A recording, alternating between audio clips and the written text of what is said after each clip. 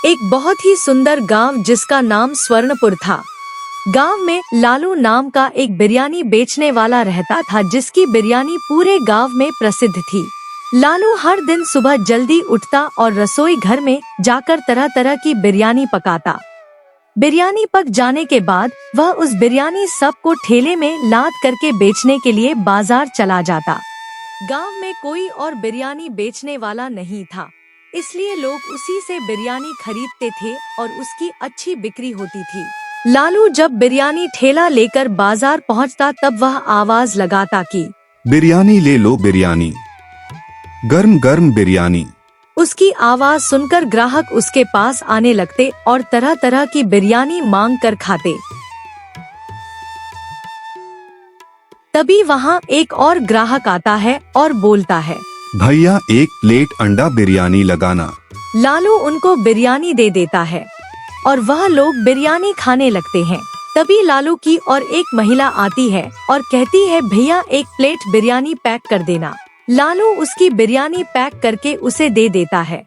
वह महिला अपना बिरयानी लेकर वहाँ से चले जाते हैं। तभी लालू देखता है कि एक गरीब लड़की उसकी ओर आ रही है।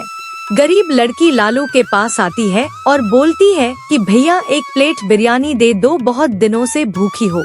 लालू गरीबों की मदद करता था, इसलिए वह उसे बिरयानी भी देता है।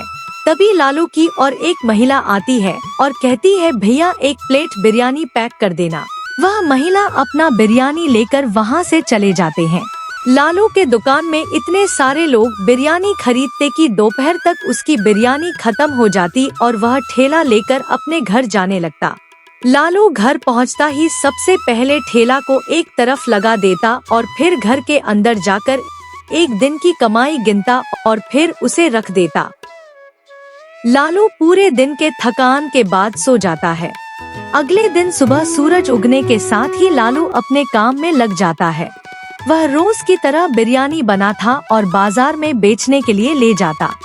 लेकिन उस दिन वह जब अपना बिरयानी का ठेला लेकर बाजार पहुंचता है तब वह देखता है कि उससे पहले ही वहां कोई बिरयानी का ठेला लगाया है, जिसके पास उसके जो पुराने ग्राहक थे वह खा रहे हैं।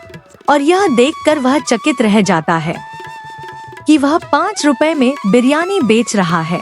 उसी दिन जो नया बिरयानी बेचने वाला था, जिसका नाम राजू था, उसकी अच्छी बिक्री होती है, लेकिन जो लालू का बिरयानी था वह पूरा बच जाता है। राजू अपना ठेला लेकर वहाँ से चला जाता है। तभी वहाँ वही गरीब लड़की आती है और लालू से बिरयानी मांगती है। लालू उसे पूरी बिरयानी दे देता है और गरीब लड़की पूरी बिरयानी लेकर अपने घर चली जाती है। उसे बिरयानी देने के बाद वह भी अपना ठेला लेकर घर चला जाता है।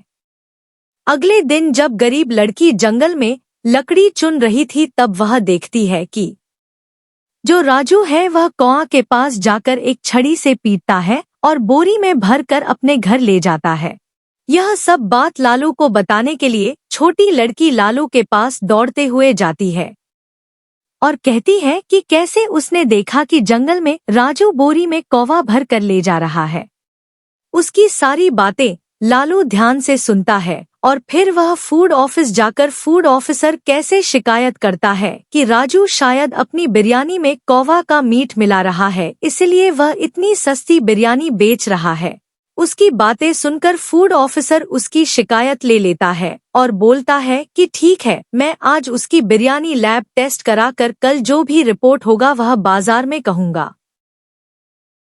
अगले दिन फूड ऑफिसर बाजार आता है और राजू के ठेले के पास रुककर राजू को डांटने लगता है, इसके तुम्हें सजा मिलेगा, तुमने बहुत गंदा काम किया है। आवाज सुनकर गांव वाले भी जमा होने लगते हैं। तभी फूड ऑफिसर गांव वालों को बोल देता है कि राजू अपनी बिरयानी में कौवा का मीट मिलाता है। ये सब सुनकर गांव वाले गुस्सा में राजू को मारने के लिए दौड़ाने लगते हैं। तो बच्चों, हमें इस कहानी से यह सीख मिलती है कि हर सस्ती की चीज अच्छी नहीं होती।